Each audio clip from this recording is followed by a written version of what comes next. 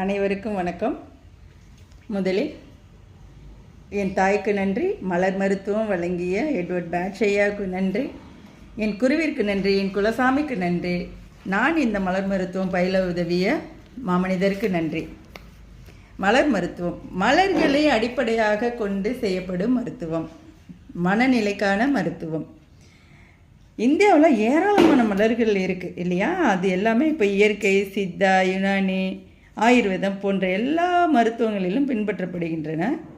இந்த மலர் மருத்துவம் பார்த்திங்கன்னா எட்வர்ட் பேட்ச் ஐயா அந்த மனிதர்களின் மனநிலைக்கு ஏற்றவாறு அந்த மலர்களை கொடுத்து செய்யக்கூடிய ஒரு மருத்துவ முறையை ஏற்படுத்தியுள்ளார்.